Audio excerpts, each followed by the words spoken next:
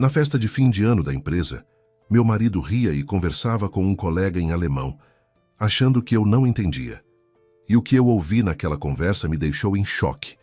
Mas quando chegou a hora do brinde, peguei uma taça, caminhei até o microfone, e o que eu disse em seguida deixou todos no salão completamente em silêncio. Sejam bem-vindos ao canal Recanto das Histórias. Antes de começarmos, conte nos comentários de onde você está assistindo. Adoramos saber. Desejamos a você uma ótima experiência com esta história. Ana conheceu Rafael no final do 3º ano, em uma daquelas festas barulhentas de estudantes realizadas no próprio alojamento da Faculdade de Economia. Alguém trouxe uma caixa de som. Alguém trouxe salgadinhos caseiros e 3 garrafas de vinho barato. Alguém juntou as mesas no corredor do 4º andar e pendurou na parede uma guirlanda que havia sobrado do ano novo. Ana foi por conta da amiga Marina, que namorava um rapaz de outra turma, e a arrastava para cada evento, repetindo sempre a mesma coisa. Você fica em casa o tempo todo, vai acabar sozinha com seus livros. Ana não gostava dessas noites. Ficou parada junto à janela com um copinho de plástico na mão, onde balançava um suco de caju morno, observando garotos que não conhecia dançar ao som de uma música pop qualquer. A música estava alta demais, o ar quente demais, as risadas forçadas demais. Ela já estava prestes a ir embora discretamente, quando se aproximou um rapaz alto, de camisa azul marinho, cabelos levemente despenteados e um sorriso que lhe pareceu aberto e confiante. "Você também está se entediando aqui?" perguntou ele, apoiando-se na janela ao lado dela. Ana deu de ombros. "Não exatamente, estou observando." Ele riu. "Observadora. Gosto disso. Eu sou Rafael." "Ana," ela respondeu, e sem saber bem porquê, sorriu. Ficaram conversando por 1h30. Rafael falava sobre sua faculdade, sobre o professor de macroeconomia que só aprovava quem aparecia no seu departamento com uma caixa de bombons. Falava sobre seus planos depois da formatura. Queria trabalhar em uma grande empresa, necessariamente internacional, necessariamente com um bom salário. Falava muito, com entusiasmo, gesticulando. Ana ouvia, acenava com a cabeça, às vezes dizia 2 palavras. Ela gostava do jeito que ele falava, com força, com confiança, como se o mundo inteiro já estivesse a seus pés e bastasse apenas estender a mão. Em dado momento, ele perguntou de onde ela era. Ana respondeu simplesmente: "Na verdade, sou da Alemanha. Nasci lá, cresci lá, minha mãe é alemã. Voltamos quando eu tinha 16 anos. Rafael levantou as sobrancelhas. "Sério? Nossa." E logo, sem conseguir sustentar a pausa, mudou de assunto para a história do colega de quarto, que tentou aprender espanhol assistindo séries, e no fim, só conseguia pedir cerveja e perguntar o caminho até a praia. Ana riu, e o assunto se encerrou. Alemanha, alemão, mãe alemã. Tudo isso passou num relâmpago e se afogou no fluxo das histórias dele sobre si mesmo. Ele acenou e esqueceu. Não era do interesse dele. De modo geral, pouco lhe interessava o que não dizia respeito a ele próprio. Eles começaram a se encontrar 2 semanas depois daquela festa. Rafael lhe mandou uma mensagem curta em uma rede social, algo como: "Oi, lembra de mim?" O entediado da janela. Ana lembrava. Marcaram um encontro num café perto da universidade, pequeno, com mesas de madeira gasta e cheiro de canela. Rafael pediu 2 cappuccinos e um pedaço de bolo de mel para dividir. E Ana pensou que isso era fofo. Ele não estava tentando impressioná-la com um restaurante caro, só queria conversar. Os primeiros meses foram leves. Rafael ligava toda noite, a acompanhava até o alojamento, carregava as sacolas pesadas do mercado quando ela fazia compras para a semana. Era daqueles rapazes que sabem criar a sensação de solidez. Ombros largos, aperto de mão firme, voz segura. Ao lado dele, Ana se sentia protegida. Ela não era do tipo que busca no homem diversão ou aventura. Precisava de alguém em quem pudesse se apoiar. E Rafael, ao que parecia, era exatamente assim. Ela passou a ajudá-lo nos estudos, não porque ele pedisse, mas porque via como ele sofria com o trabalho de conclusão sobre economia internacional. Ficava acordada até tarde, editava o texto, corrigia os erros, procurava fontes na biblioteca. Rafael aceitava isso como algo natural, dizia obrigado, a beijava na bochecha e ia jogar futebol com os amigos.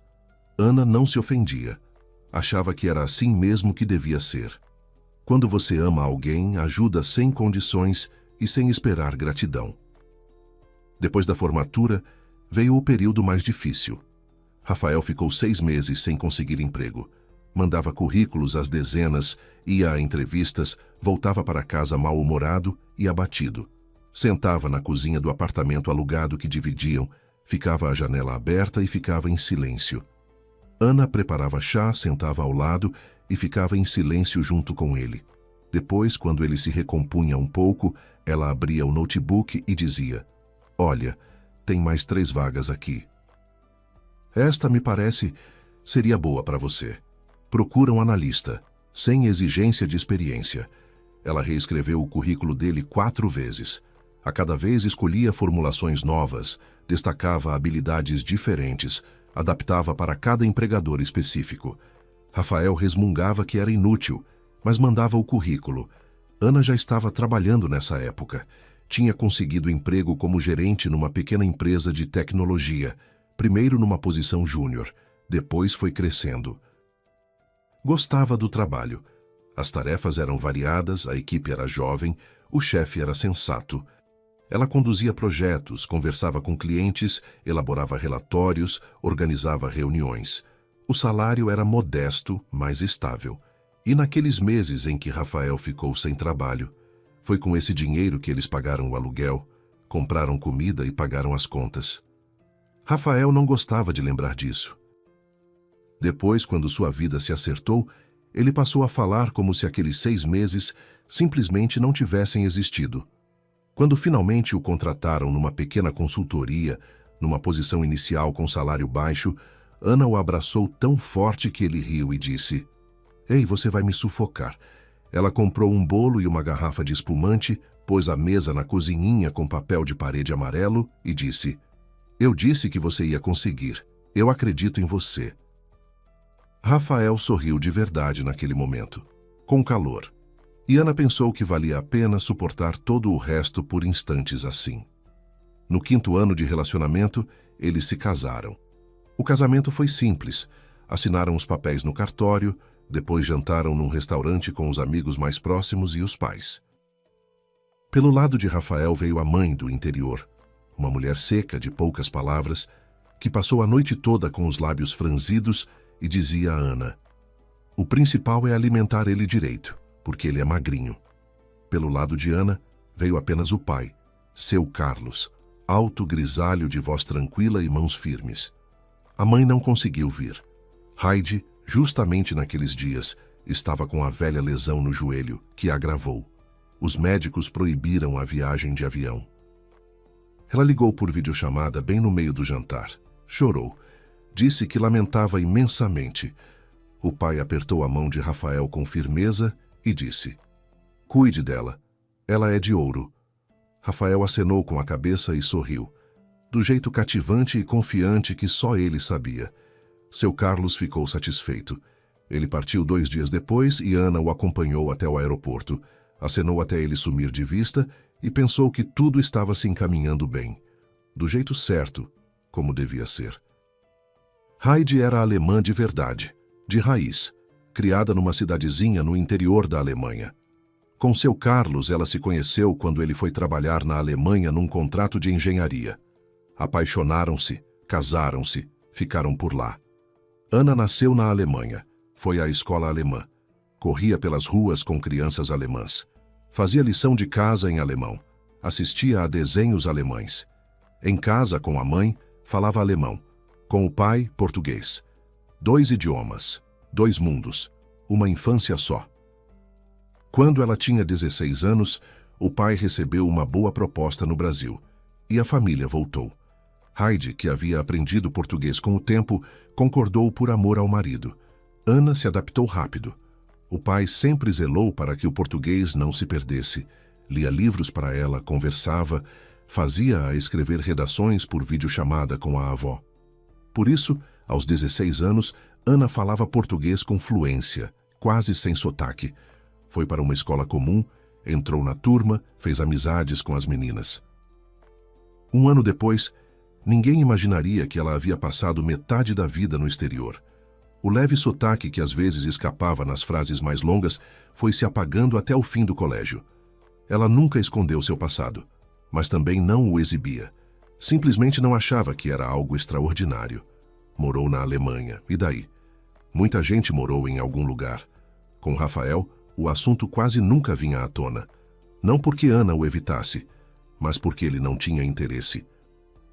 Ele sabia que a esposa havia morado no exterior uma vez, e era só.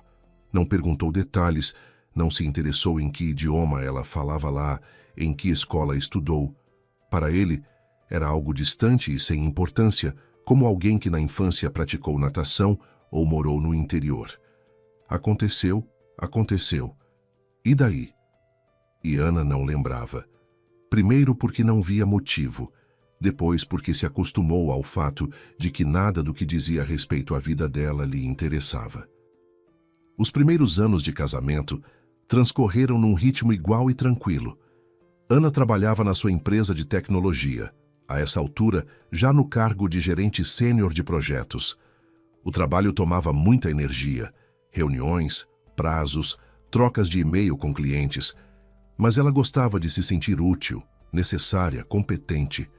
Voltava para casa cansada, mas com a sensação de que o dia não havia sido em vão.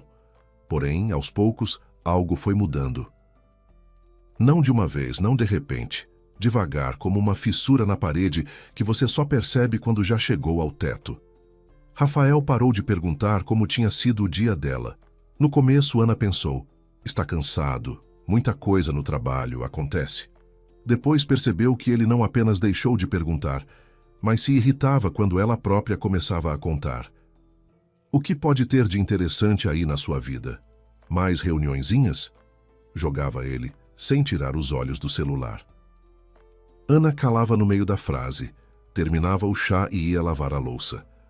A irritação dele ficou ainda mais evidente depois que Ana foi promovida. Ela recebeu a proposta de liderar um novo projeto, grande, com bom orçamento. O salário aumentou. Ela contou isso no jantar, com cautela, sem se vangloriar, apenas compartilhando. Rafael terminou de mastigar o bife, limpou a boca com o guardanapo e disse: "Parabéns, agora você vai ficar ainda mais tempo no trabalho." E saiu da cozinha. Ela ficou sentada à mesa, olhando para o prato vazio dele, tentando entender o que havia acontecido. Depois tirou a mesa, lavou a louça e nunca mais lhe falou sobre o trabalho. Depois vieram as chegadas tarde. Primeiro uma vez por semana. A reunião se estendeu, vou chegar tarde. Depois 2 ou 3 vezes. Depois Rafael simplesmente parou de avisar. Chegava às 10, às 11 da noite, tirava os sapatos em silêncio no corredor, ia ao banheiro, deitava para dormir. Ana ficava ao lado, olhando para o teto, ouvindo sua respiração regular. Ela queria perguntar onde ele estava, por que tão tarde, mas não perguntava. Tinha medo de ouvir a resposta. Ou talvez tivesse medo de que não houvesse nenhuma. Só um irritado. "Ana, chega, estou cansado." Ela atribuía tudo ao estresse. Rafael de fato trabalhava muito. Depois de alguns anos em empresas medianas, 2 das quais faliram, uma fez cortes no quadro de funcionários, ele finalmente conseguiu o cargo com que sonhava há tempos. Foi contratado como analista financeiro numa grande corporação internacional, com sede na Alemanha. A filial ficava no Brasil, mas o idioma de trabalho interno era o alemão. A maior parte dos gestores e especialistas seniores era alemã ou austríaca. Rafael estava radiante. Voltou para casa naquela noite com os olhos brilhando, jogou a pasta no sofá e disse: "Pronto, consegui. Empresa internacional, carreira de verdade. Agora tudo vai ser diferente." Ana o abraçou e disse: "Tenho orgulho de você." Ele acenou distraído, já pensando em outra coisa. Desde o primeiro dia no novo emprego, Rafael se jogou no alemão.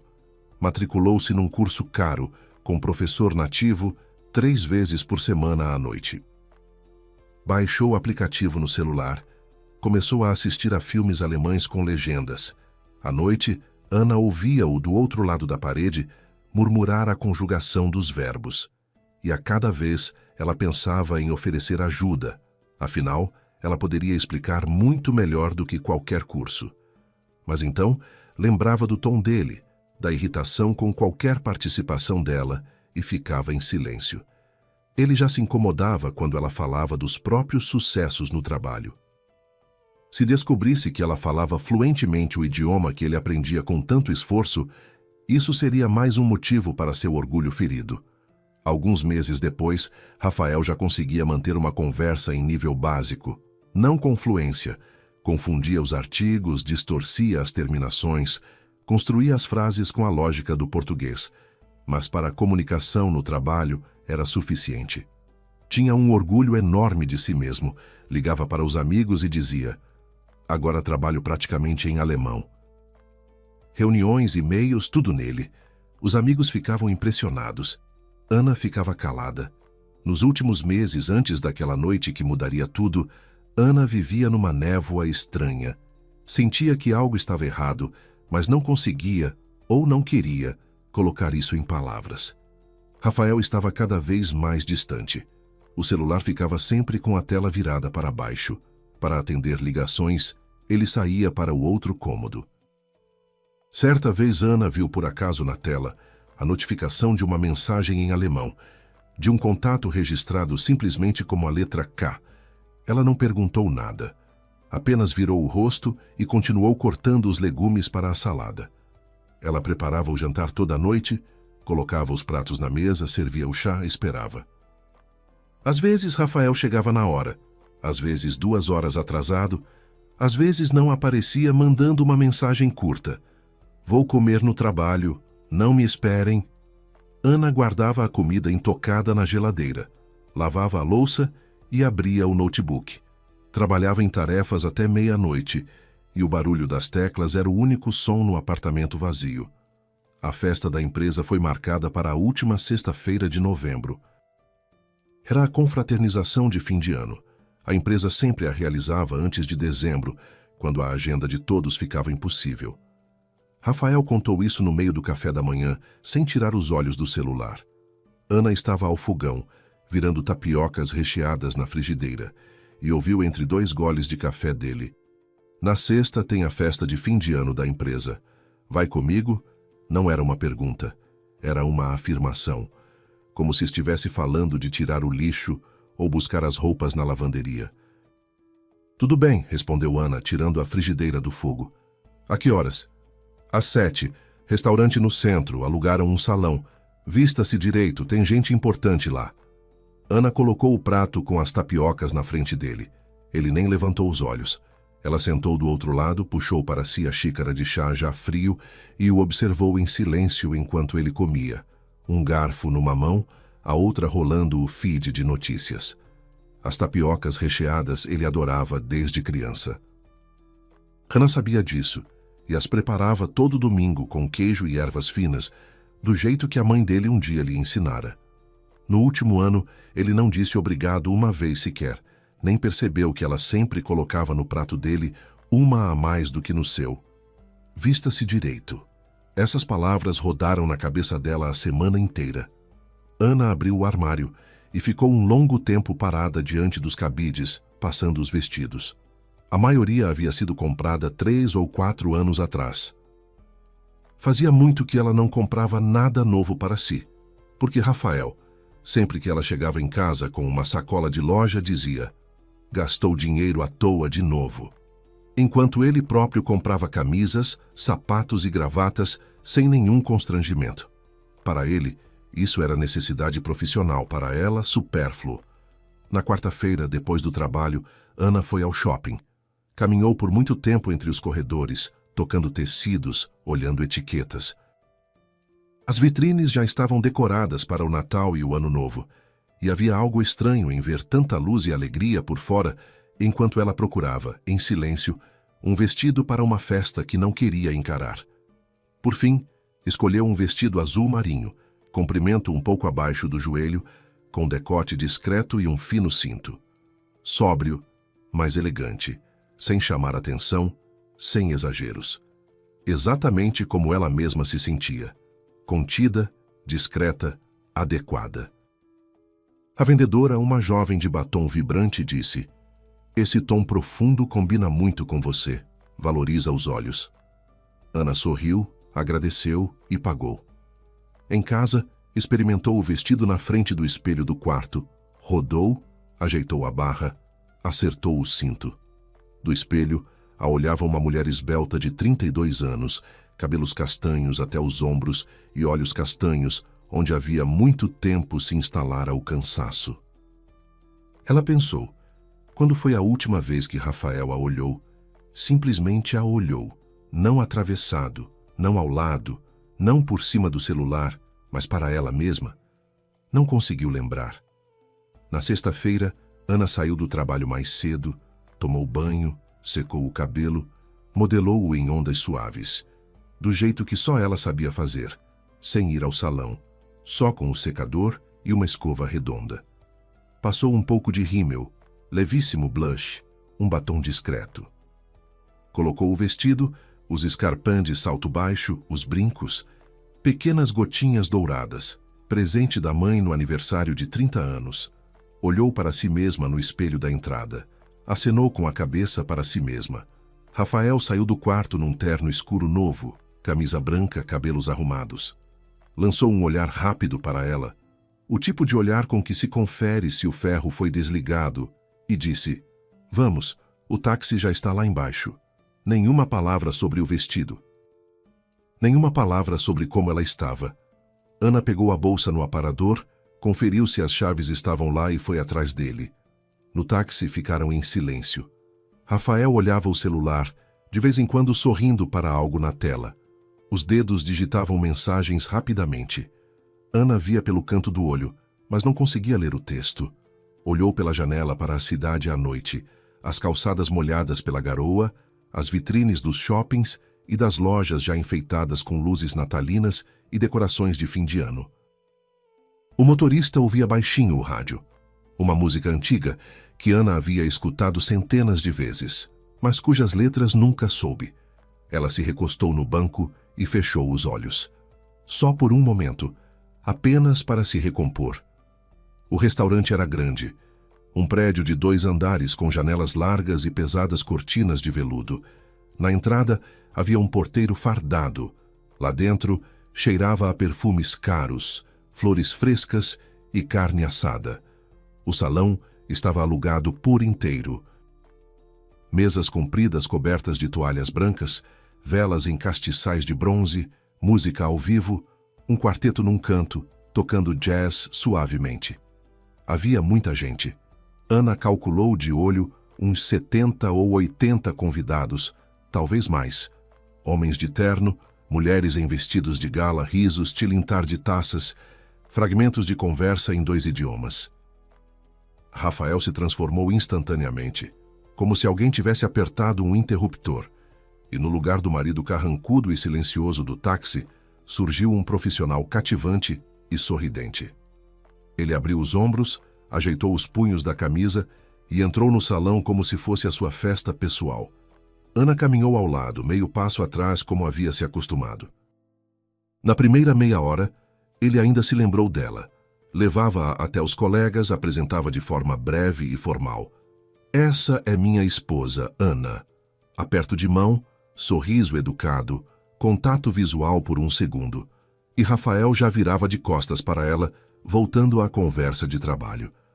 Ana ficava ao lado, segurando a taça de espumante que um garçom passando lhe enfiara na mão, tentando sorrir. Algumas esposas de outros funcionários tentaram puxar conversa. Uma morena alta de vestido vermelho perguntou o que ela fazia. "Gerente numa empresa de tecnologia", respondeu Ana.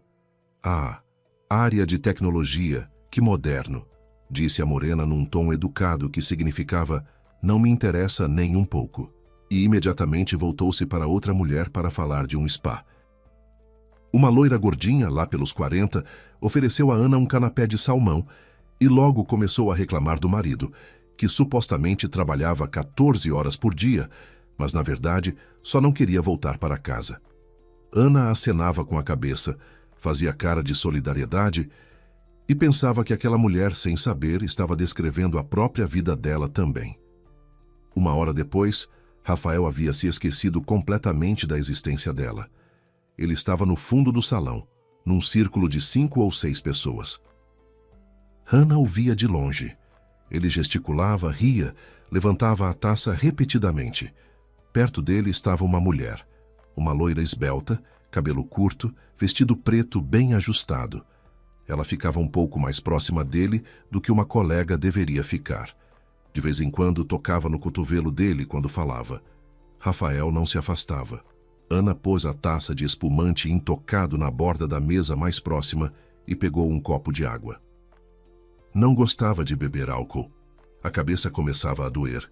E naquela noite queria estar completamente lúcida. Embora ainda não soubesse por quê, ela se aproximou do grupo em que Rafael estava. Não bem perto, parou a uns 3 metros, numa mesa alta com petiscos. Pegou uma azeitona do prato, pôs na boca e então ouviu. No início, o cérebro demorou um instante para processar. Por hábito, filtrava o barulho de fundo, a música, as risadas, o tilintar de talheres. Mas o alemão atravessou esse filtro num instante, como uma voz conhecida que se destaca numa multidão. Era a voz de Rafael. Ele falava em alemão, de forma desajeitada, com erros grosseiros, confundindo casos e distorcendo as formas verbais, mas de modo absolutamente compreensível. Rafael falava em alemão, acenando com a cabeça na direção de Ana. O sentido era perfeitamente claro. Ela não entende nada. Fica aí como um móvel. Eu poderia dizer qualquer coisa para ela. Ela só ia sorrir e acenar com a cabeça. Os colegas riram, baixinho, mas em uníssono. Ana ficou parada junto à mesa das azeitonas e sentiu o chão sob seus pés se tornar mole, instável, como se fosse afundar a qualquer momento. Mas ela não se mexeu, não piscou sequer. Um homem de óculos, lá pelos 45, com uma barba cuidada e uma taça de vinho tinto, perguntou algo como: "E há quanto tempo vocês estão juntos?" 9 anos, respondeu Rafael em alemão, e acrescentou baixando a voz: "Mas não por muito tempo. Isso vai acabar em breve. Já planejei tudo." Ana lentamente baixou o copo de água para a mesa. Os dedos não tremiam. Ela continuou ouvindo, da forma que ouve uma pessoa que já entendeu o que está acontecendo, mas não consegue virar o rosto, não consegue tapar os ouvidos, porque cada palavra seguinte é mais um prego e é preciso contar até o último. Rafael contava com confiança, quase com orgulho, como se apresentasse uma estratégia de negócios. Nos últimos 6 meses, havia transferido parte das economias conjuntas para sua conta pessoal. Ela assinou os documentos sem nem ler. Apenas sorriu e perguntou onde devia assinar. Em breve, ele lhe pediria para assinar uma procuração sobre o apartamento deles, o mesmo que haviam comprado 4 anos atrás, colocando como entrada o dinheiro que os pais de Ana lhes deram de presente de casamento. "Ela vai assinar tudo", disse Rafael com algo parecido com condescendência na voz. "Depois o divórcio, limpo, rápido. Ela ficaria sem nada, e ele seria um homem livre, com apartamento e dinheiro." "E depois?", perguntou a loira. Rafael a olhou e sorriu, devagar, com ar de quem tem um segredo. "Depois terei um apartamento novo. Para 2. "Para 2? Repetiu o homem de óculos, com algo entre curiosidade e desconforto na voz. Rafael não respondeu. Apenas olhou novamente para a loira. Ela baixou os olhos, mas os cantos dos lábios se contraíram. Ana ficou imóvel. 3 metros a separavam do marido, do homem com quem havia vivido 9 anos, para quem reescrevera currículos, preparara tapiocas todo domingo, para quem dissera "eu acredito em você", quando ele próprio não acreditava em si mesmo. 3 metros e uma vida inteira de mentiras. Ela poderia ter chegado perto e dado um tapa no rosto dele. Poderia ter chorado ali mesmo, entre taças e canapés sob a música de jazz e as risadas alheias. Poderia ter se virado em silêncio e saído para a noite fria, parado um táxi e chorado no banco de trás. Mas Ana não fez nada disso. Em vez de lágrimas, gritos ou fuga, ela sentiu algo se deslocar dentro dela. Quieto, mas definitivo, como uma fechadura que clica ao trancar uma porta. Não era raiva, não era desespero, era outra coisa. Fria, nítida, parecida com o ar da manhã nas montanhas. De repente ela se viu de fora, a si mesma, parada com um copo de água intocado, a ele agitando a taça e se gabando diante de estranhos de quão habilmente enganava a própria esposa, e aquela mulher ao lado dele, que baixava os olhos e sorria. Ana pegou uma taça de vinho branco da bandeja de um garçom que passava e se afastou até a janela. Posicionou-se de modo a enxergar todo o salão sem ser notada. Bebeu um gole. O vinho era seco, fresco, com leve amargor. Pela janela, a noite dissolvia as luzes da cidade em gotas de chuva, e Ana ficou por um segundo olhando para aquela imagem borrada antes de voltar os pensamentos ao salão. Ela pensava rápido, com clareza e foco, como sempre conseguia quando desligava as emoções e ligava a cabeça. 2 meses atrás, uma noite à cozinha, cheiro de arroz frito. Rafael chegou do trabalho mais cedo do que de costume, pôs sobre a mesa uma folha dobrada ao meio e disse: "Assina, por favor. Formalidade para o banco." "Estão atualizando os dados das contas conjuntas." Ana enxugou as mãos no pano de prato, pegou a caneta e assinou sem ler, sem nem desdobrar o papel até o fim, porque confiava. Porque em 9 anos não lhe passara pela cabeça que a pessoa para quem fazia café toda manhã e deixava jantar na geladeira toda noite pudesse enganá-la assim, empurrando documentos pela mesa da cozinha entre o arroz frito e o noticiário da noite. Depois, 3 semanas atrás, Rafael disse que precisavam trocar de banco para a conta conjunta. Melhores condições, rendimento maior, todo mundo sensato já tinha feito isso. Ana concordou, assinou mais uns papéis, de novo sem olhar. E ainda havia aquela mulher, a loira de cabelo curto, o K no celular de Rafael, Catrim, Cristina, tanto fazia. Ela havia aparecido na vida dele mais ou menos na mesma época em que ele começou a chegar tarde da noite e a voltar com um leve perfume alheio, suave, floral, nada parecido com o simples creme de lavanda que Ana usava. Tudo se encaixava. Cada peça do quebra-cabeça que ela havia recusado durante meses a colocar no lugar agora ocupava sua posição sozinha. Celular virado para baixo, saídas para o outro cômodo para atender ligações, irritação com qualquer pergunta, frieza, a mensagem em alemão. Os documentos assinados sem ler. Tudo isso não era uma coleção aleatória de detalhes insignificantes. Era um plano, pensado, por etapas, calculado para que Ana fizesse o que sempre fazia: confiar, não perguntar, não verificar, assinar. Ela terminou o vinho, pôs a taça vazia no parapeito, endireitou as costas e, naquele momento, tomou uma decisão, com calma e clareza, sem vacilação. Ela não fugiria, não choraria, não faria uma crise silenciosa no banheiro. Ela diria a verdade, aqui, agora, na frente de todos, não por vingança, não para humilhar, mas porque depois de 9 anos de silêncio e concessões, ela havia merecido ao menos um momento em que sua voz fosse ouvida. O apresentador da noite, um homem rechonchudo de gravata borboleta, subiu ao pequeno palco e bateu uma colherinha na taça. Senhoras e senhores, colegas, amigos, vamos levantar nossas taças por este ano magnífico, por nossa equipe, pelo sucesso e pelos novos horizontes. O salão roncou em aprovação. As taças tilintaram, alguém gritou "Viva!". Os primeiros brindes se sucederam.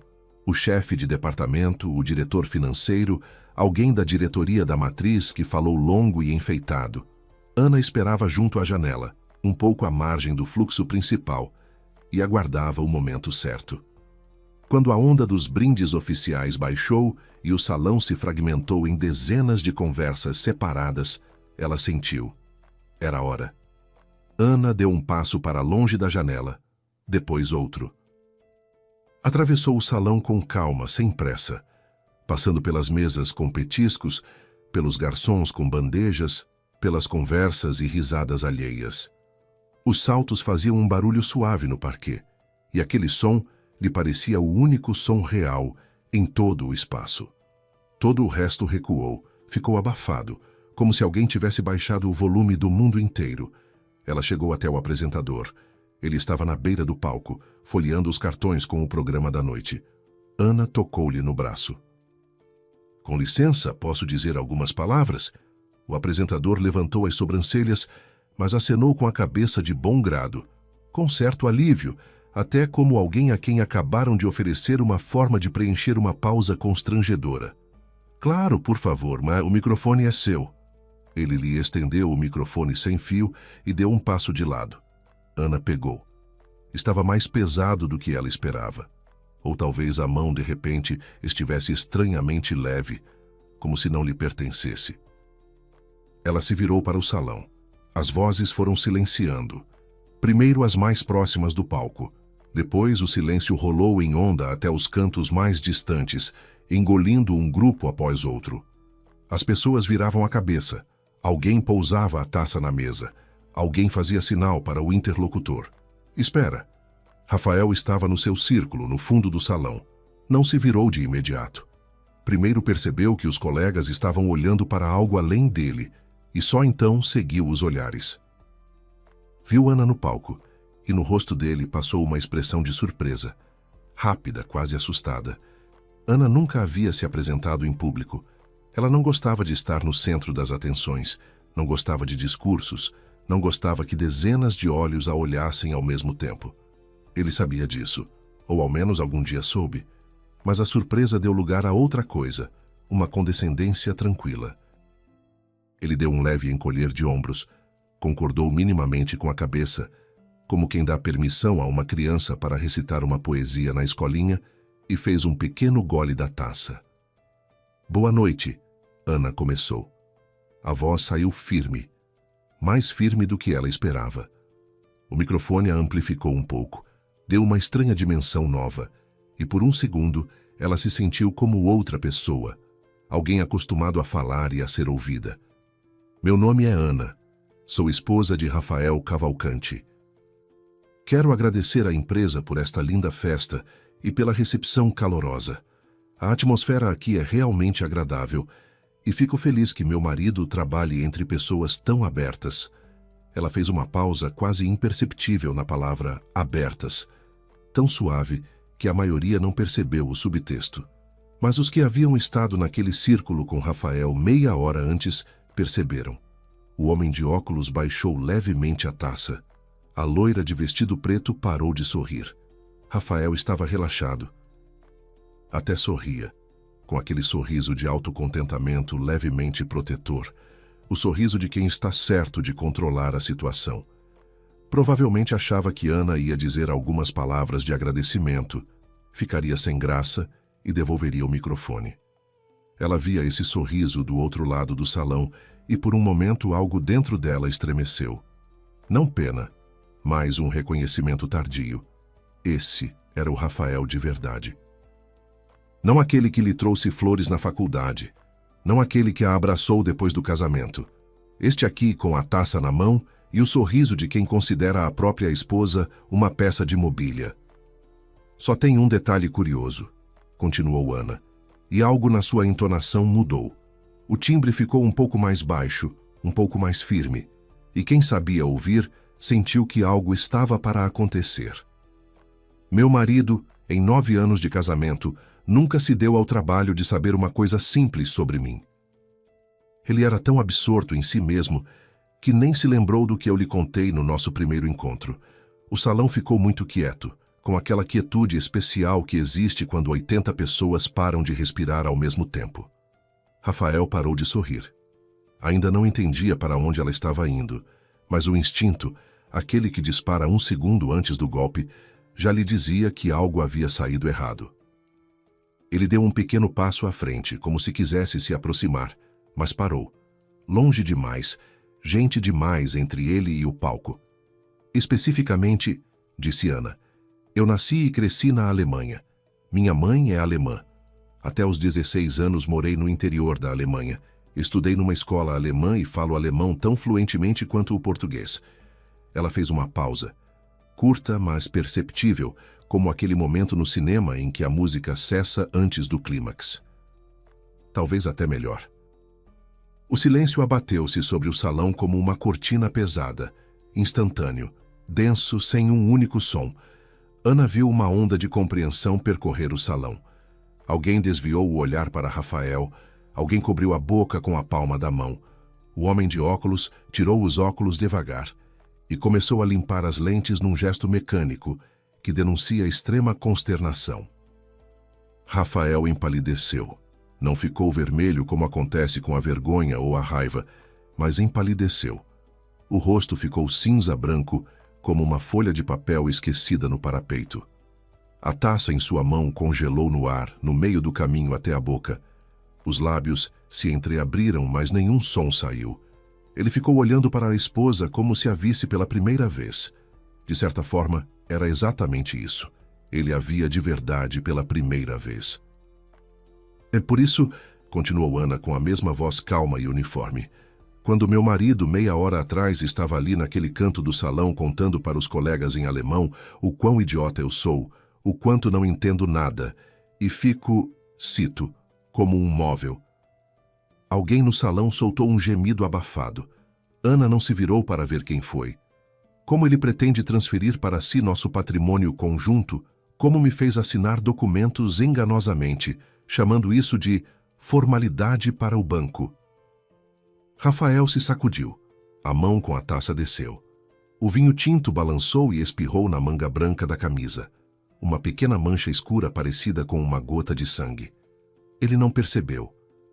E como em breve vai começar uma nova vida com outra mulher, eu entendi cada palavra.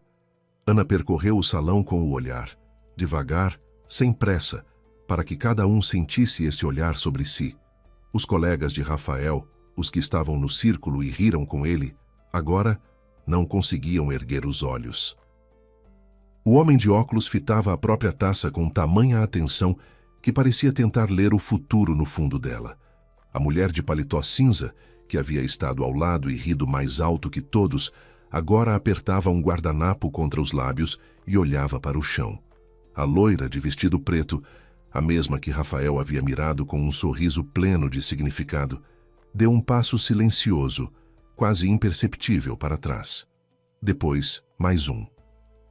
Depois se dissolveu atrás das costas das pessoas, como se nunca tivesse estado ali. Não estou aqui para fazer uma cena, disse Ana, embora provavelmente tivesse todo o direito, mas não é o meu estilo.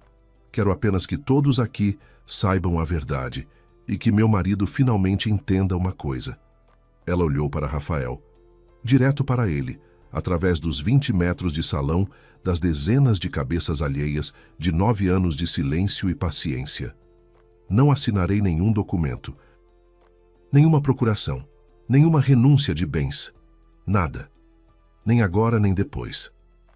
A partir desta noite, nosso casamento acabou. Ela pousou o microfone na beira do palco, com cuidado, com calma, como se fecha um livro depois de ler a última página. Pegou a bolsinha da cadeira, ajeitou o vestido e caminhou em direção à saída. Nenhuma pessoa no salão disse uma palavra. 80 pessoas ficaram de pé com as taças nas mãos, em ternos caros e vestidos de gala, em silêncio. O quarteto no canto, que tocava suavemente até então, também parou. Os músicos se entreolhavam sem saber se deviam continuar. Um garçom que estava parado no meio do salão recuou discretamente para o lado, abrindo caminho para Ana. Rafael ficou branco como giz, boca entreaberta, olhos vítreos, a mancha de vinho na manga já se espalhando até o pulso. Ele parecia como alguém que acabara de descobrir que o chão sob seus pés não era chão, mas gelo fino, e já estava rachando. Ana não olhou para trás.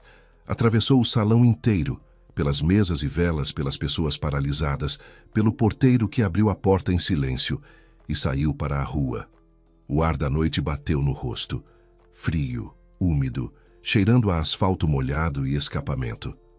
A garoa fina pousou imediatamente nos cabelos, nos ombros do vestido azul marinho. Ana parou na escadaria, tirou o celular da bolsa. Os dedos estavam gelados, mas não tremiam. Discou o número da mãe. Heidi atendeu no segundo toque. Ela estava passando uma temporada no Brasil, como fazia quase todo fim de ano. Vinha da Alemanha para ficar alguns meses perto da filha, aproveitando o verão brasileiro enquanto fugia do frio europeu. Saudades de Ana, da cidade, do movimento das ruas. Morava no seu pequenino apartamento num bairro residencial. A voz na linha era quente, levemente preocupada. Ana, o que aconteceu? Já é tarde. Mãe, você pode vir me buscar? Uma pausa. Curta, talvez um segundo. Mas naquele segundo, Heidi ouviu na voz da filha tudo o que precisava ouvir. Não havia lágrimas. Havia outra coisa. Uma quietude tintilante e definitiva. Claro, manda o endereço. Estou indo. Ana mandou a localização e guardou o celular. Ficou parada na escadaria do restaurante, abraçando a si mesma, olhando para a rua molhada. Táxis passavam, respingando as calçadas. Da porta vinham vozes abafadas. O salão havia voltado à vida, ganhando barulho. E Ana sabia que agora estavam discutindo o que havia acontecido, que Rafael provavelmente estava parado em algum canto, tentando explicar, se justificar, se safar, que os colegas se entreolhavam e repassavam um para o outro o que haviam ouvido, que a loira provavelmente já havia pedido um táxi e ido embora. Não importava mais. Pela primeira vez em muito tempo, ela simplesmente não ligava para o que acontecia naquele mundo que acabara de deixar. Heidi chegou 40 minutos depois. Um sedã cinza pequeno parou bem na escadaria e a mãe saiu com o casaco jogado às pressas, por cima do moletom de casa, cabelo molhado de chuva, porque saíra de casa sem guarda-chuva. Ela viu Ana e por um instante ficou parada. A filha em vestido de festa na escadaria de um restaurante alheio, sob a chuva, com os olhos completamente secos e um rosto mais calmo do que deveria estar. Heidi não perguntou nada. Chegou perto, abraçou Ana com força, em silêncio, como se abraça alguém que acabaram de tirar da água, e disse apenas: "Vamos para casa." No carro, Ana ficou em silêncio. Olhava pela janela para as luzes dos postes passando, para os contornos borrados pela chuva dos prédios. Heidi também ficou em silêncio. Só de vez em quando olhava para a filha e apertava o volante um pouco mais. Sabia que não era hora para palavras. Conhecia a filha. Ela contaria tudo quando estivesse pronta. Por enquanto, bastava estar ali. No apartamento pequeno de Heidi, num bairro residencial, com violeta africana no parapeito e toalha de crochê na mesa da cozinha, a mãe ligou a chaleira. Tirou do armário uma caneca grande com a inscrição "Melhor Mãe do Mundo", que Ana lhe dera no Dia das Mães uns 10 anos atrás. Preparou chá de camomila, pôs na frente da filha, colocou ao lado um pires com biscoitos. Ana sentou à mesa, segurando a caneca com as duas mãos e olhando para o vapor que subia em fio fino. Heidi sentou-se do outro lado. "Ele?" perguntou a mãe, baixinho. Ana acenou com a cabeça. Heidi franziu os lábios, depois levantou, foi ao quarto e voltou com uma manta quente. Aquela xadrez marrom ferrugem que ficava no sofá desde que Ana se lembrava. Jogou sobre os ombros da filha, acariciou a cabeça e sentou novamente. Ficaram assim até a meia-noite. Hannah tomava chá, comia biscoito e aos poucos em frases curtas ia contando. Não tudo, para tudo faltavam forças ainda, mas o essencial, a festa, o alemão, as palavras dele, sua resposta. Heidi ouvia sem interromper, só às vezes concordava com a cabeça. Quando Ana chegou à parte em que Rafael disse que ela ficava como um móvel, Heidi disse baixinho em alemão: "Esse idiota, esse arrogante idiota." E Ana, pela primeira vez em toda aquela noite, quase sorriu, porque o xingamento da mãe soava tão infantil, tão caseiro, que por um segundo ficou mais fácil. Heidi fez a cama no quartinho, naquela mesma cama onde Ana dormia quando ficava nos fins de semana. Lençol limpo, cobertor familiar, travesseiro cheirando a lavanda. A mãe trouxe meias quentinhas. O chão está frio. E um copo de água para a mesinha de cabeceira. Beijou a filha na testa como na infância e disse: "Dorme. Amanhã a gente resolve. Estou aqui." Ana deitou, fechou os olhos, ficou na escuridão ouvindo o silêncio do apartamento da mãe. O tic-tac do relógio no corredor, o barulho da chuva pela janela, o ronco distante dos carros na avenida. Do quarto ao lado, chegava a respiração ritmada de Heidi. A mãe havia adormecido, sentada na poltrona junto ao abajur, com o livro no colo, como sempre fazia quando estava preocupada e não conseguia deitar. Ana ficou de costas olhando para o teto. Uma trinca no estuque, conhecida. Estava ali há sempre, desde quando Ana era estudante e vinha para a casa da mãe lavar roupa e comer coxinhas caseiras. A trinca não havia sumido, e a mãe não havia sumido. E as paredes daquele apartamento pequeno, apertadinho, com violeta africana e toalhinhas de crochê, eram mais sólidas do que tudo que Rafael poderia lhe oferecer. Ela não havia chorado. A noite inteira não havia chorado. Na festa, no carro, tomando chá, nenhuma lágrima. Ela pensou que talvez não conseguisse chorar, que havia um vazio lá dentro.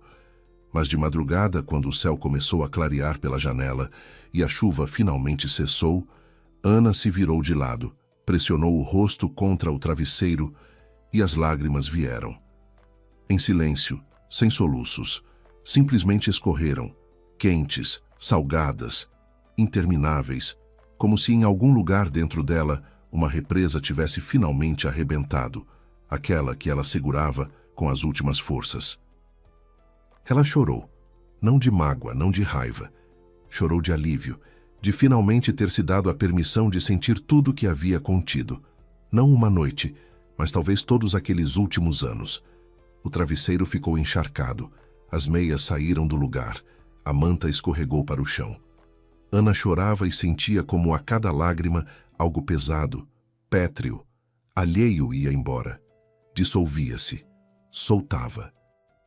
Quando os primeiros raios de sol atravessaram a cortina de tule e pousaram como uma faixa quente sobre o cobertor, ela já dormia, profundamente, sem sonhos, pela primeira vez em muito, muito tempo.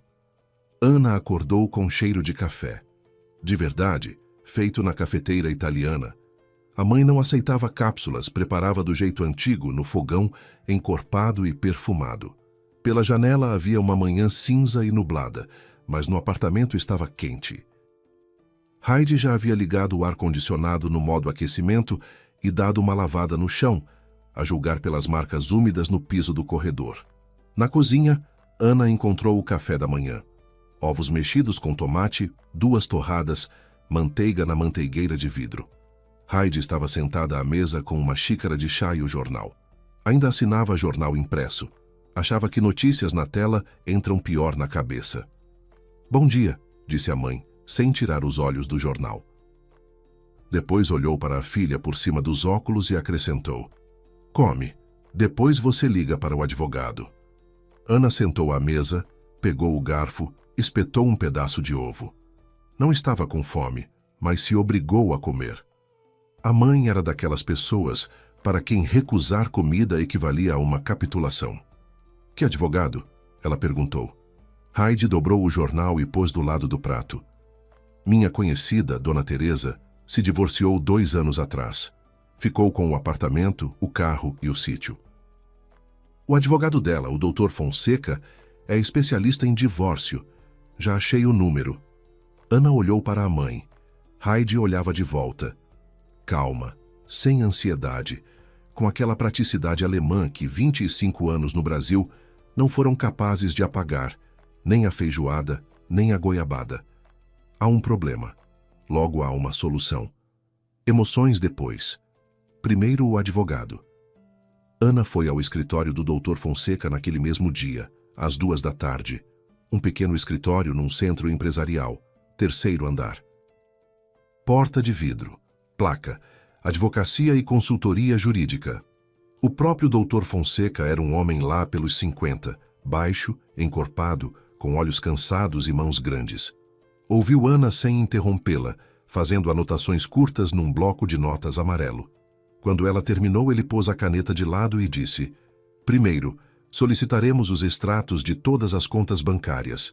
Segundo, não assine nada. Terceiro, não converse com o marido sem o meu conhecimento. Nenhuma reunião, nenhuma negociação. Tudo por meu intermédio. Os extratos chegaram em 3 dias. Ana estava sentada no escritório do Dr. Fonseca, olhando para os números. Os documentos que ela havia assinado 2 meses atrás, na cozinha, entre o arroz frito e o noticiário, eram uma autorização para transferência das economias conjuntas para a conta pessoal de Rafael. Valor: R$180 mil. Quase tudo que haviam guardado ao longo dos anos de casamento. Mais uma transferência posterior de 30 mil, essa depois da troca de banco. O Dr. Fonseca explicou com calma. O consentimento foi obtido mediante engano. Você assinou achando que era uma atualização cadastral, mas na prática estava autorizando a transferência de dinheiro que era de vocês dois. Isso é anulável. Vamos pedir a devolução integral dos valores à conta conjunta com correção. Quanto ao apartamento, ele foi comprado durante o casamento, então é bem comum do casal.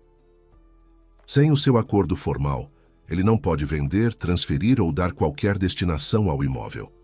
E tem mais. Parte da entrada veio de uma doação comprovada dos seus pais diretamente para você. Isso não elimina o direito dele à meação, mas fortalece sua posição na hora de negociar a partilha. Na prática, significa que você entra na disputa com argumentos sólidos e que qualquer acordo vai precisar compensar esse desequilíbrio. Ana entrou com o pedido de divórcio naquele mesmo dia. Simultaneamente, com uma ação de divisão de bens e uma exigência de devolução dos valores transferidos, Rafael soube na manhã seguinte. A primeira coisa que fez foi ligar para Ana. Ela viu o nome dele na tela e não atendeu. Ele ligou de novo. Mais uma vez. Depois vieram as mensagens. Primeiro conciliatórias. Ana, vamos conversar. Eu explico tudo. Foi uma brincadeira. Você entendeu errado. 1 hora depois o tom mudou. Você destruiu minha reputação. Sabe o que você fez? As pessoas não conseguem me olhar nos olhos. De noite, súplicas. Por favor, vamos nos encontrar. Sou culpado. Eu sei, mas somos adultos. Dá para resolver tudo sem advogado. Ana leu as mensagens sentada na cozinha da mãe. Heidi estava ao fogão, mexendo a sopa em silêncio. Quando Ana terminou de ler a última, levantou os olhos e disse: Mãe, ele escreve que tem culpa. Heidi, sem se virar, respondeu: Tem culpa, não porque te enganou, mas porque foi pego. Ana ficou em silêncio. Depois encaminhou todas as mensagens para o Dr. Fonseca. 1 semana depois, Rafael recebeu a citação judicial. O processo durou 2 meses. Rafael contratou um advogado, jovem, caro, de terno estreito e voz confiante. A defesa se baseava numa premissa simples. A transferência dos fundos foi voluntária. A cônjuge assinou os documentos sem coação. Não houve engano. O Dr. Fonseca desmontou essa linha em 2 audiências. Primeiro, a correspondência. Prints das mensagens em que Rafael escrevera para Ana textualmente. Assina os papéis. É uma formalidade para o banco, só atualização de dados. Depois, os depoimentos de testemunhas. 2 colegas do círculo do evento concordaram em depor. O homem de óculos, chamava-se Marcos, confirmou que Rafael havia dito claramente o que planejava. Transferência de patrimônio, divórcio, vida nova. A segunda testemunha, um engenheiro do escritório da matriz que veio ao evento, confirmou o mesmo. O advogado de Rafael tentou contestar, mas os fatos eram evidentes demais. O juiz determinou a devolução integral dos valores transferidos indevidamente, os R$180 mil mais os 30 mil da segunda operação, a conta conjunta do casal com correção monetária, para então serem partilhados entre os dois de forma igualitária. Na divisão do apartamento, o juiz levou em conta que parte expressiva da entrada havia sido uma doação comprovada dos pais de Ana, registrada em transferência bancária em nome dela. Isso não excluiu Rafael da meação, mas pesou na composição final da partilha. Ana ficou com o imóvel e Rafael recebeu uma compensação em outros bens e valores, de modo que o resultado foi equilibrado no papel, mas favorável a ela na prática, já que o apartamento era o bem de maior valor e ela tinha onde ficar. Rafael ainda arcou com as custas processuais e com os honorários do advogado de Ana, como consequência da conduta fraudulenta reconhecida pelo juiz. Quando o juiz leu a decisão, Ana estava sentada num banco duro no corredor do fórum, olhando para as próprias mãos. Os dedos repousavam no colo, quietos, sem tensão. Ao lado havia um copo de papel com um café de máquina, sem graça, quase morno. Mas Ana tomou até o fim, porque nos últimos 2 meses aprendera a dar valor às coisas pequenas. Café quente, meias quentinhas, a voz da mãe ao telefone. Por amigos em comum, ela soube que na empresa de Rafael também tudo havia mudado. A história da festa se espalhou instantaneamente no meio corporativo. Essas coisas não ficam entre as paredes de um restaurante. Os colegas que riram com ele agora desviavam o olhar quando o cruzavam no corredor. A diretoria o chamou para uma conversa sobre ética corporativa, formalmente, educadamente, mas com aquele frio após o qual uma pessoa entende que é tolerada, mas não é mais respeitada. A loira do escritório da matriz se transferiu para outra filial 1 mês depois. Discretamente, sem explicações, Rafael aguentou mais 6 meses, depois pediu demissão. O conhecido que repassou essa história acrescentou: diz que o clima ficou insuportável, mas para mim quem ficou insuportável foi ele mesmo. Ana ouviu tudo e não disse nada. Não se alegrou, não teve um prazer malicioso. Simplesmente acenou com a cabeça e mudou de assunto. Rafael não ocupava mais lugar na vida dela, nem nos pensamentos, nem nos planos, nem nas mágoas. Ele havia se tornado o que se torna um ex quando tudo realmente termina: ninguém. Depois do processo, Ana mergulhou no trabalho. A empresa de tecnologia onde trabalhava todo esse tempo se mostrou uma salvação para ela. As tarefas familiares, os rostos conhecidos, o ritmo diário que não a deixava cair num vazio. O chefe, sabendo por alto da situação, não disse nada. Simplesmente parou de marcar reuniões na tarde de sexta, e uma vez deixou em silêncio sobre a mesa dela um copo de café com leite da cafeteria do outro lado da rua. Os colegas não faziam perguntas, e Ana era grata por isso. Ela conduzia projetos, escrevia relatórios, conversava com clientes, e aos poucos o dia de trabalho voltou a ser o que havia sido outrora. Não uma forma de fugir da vida, mas parte de uma vida normal e tranquila. A mãe vinha todo fim de semana. Cozinhavam juntas, strudel pela receita da vovó Gerda, feijoada pela receita do pai, que achava que uma feijoada de verdade tinha que ser tão encorpada que a colher quase ficasse em pé. Passeavam pelo parque perto de casa, devagar, sem pressa, conversando sobre tudo: o trabalho, as novidades, uma série nova que Heidi havia assistido e achado completamente absurda, mas viciante. Às vezes o pai ligava da Alemanha, onde havia voltado a trabalhar alguns anos antes. A voz no telefone soava distante, mas calorosa. Como vai, filhinha? Bem, pai. De verdade, bem. Um domingo, remexendo numa prateleira da entrada onde anos a fio se empilhavam coisas sem que houvesse tempo para resolver, Ana encontrou uma caixa de papelão. Dentro havia cadernos velhos, anotações de aula, uma florzinha seca entre as páginas de um livro de francês. E no fundo, um diário de universidade com a capa surrada e um desenho desbotado. Ela sentou no chão mesmo, encostando as costas no armário, e abriu. As páginas estavam amareladas, a tinta borrada em alguns trechos. As anotações eram curtas, datas, recados, frases esparsas. Ela folheava devagar, e cada página cheirava ao passado. Não a lembranças específicas, mas a sensação geral da juventude, quando tudo parecia possível e nada havia sido ainda decidido. Numa das últimas páginas, ela viu uma anotação com a própria caligrafia, mas mais jovem, mais redonda, com coraçõezinhos desenhados nas margens. Hoje conheci o Rafael. Acho que ele é especial. Acho que eu lhe agradei. Ana ficou um longo tempo olhando para essas linhas. Passou o dedo pelas letras. A menina que escreveu isso estava feliz.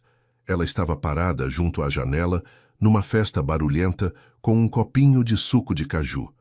E um rapaz alto, de camisa azul marinho, havia acabado de perguntar: "Você também está se entediando aqui?" E o mundo inteiro parecia luminoso e cheio de promessas. Ana fechou o diário e o colocou de volta na caixa, junto às flores secas e às anotações de aula. Não jogou fora. Apenas guardou. Como parte de um passado que um dia havia sido presente e agora se tornara o que precisava se tornar. Uma lembrança. Ela levantou do chão, sacudiu os joelhos. Pela janela, o sol estava se pondo, e a última luz caía no parapeito com a violeta africana que ela havia trazido do apartamento da mãe. Ana se aproximou da janela, tocou as folhas, densas, aveludadas, vivas. Depois ligou a chaleira e tirou do armário a caneca preferida. Simples, branca, sem inscrições. O chá estava sendo preparado. A violeta africana estava no parapeito. Do apartamento do vizinho chegava o som abafado da televisão. Uma noite comum. Um silêncio comum. Mas pela primeira vez em muitos anos, aquele silêncio não estava vazio. Estava tranquilo, daquele jeito que permite finalmente ouvir a si mesma.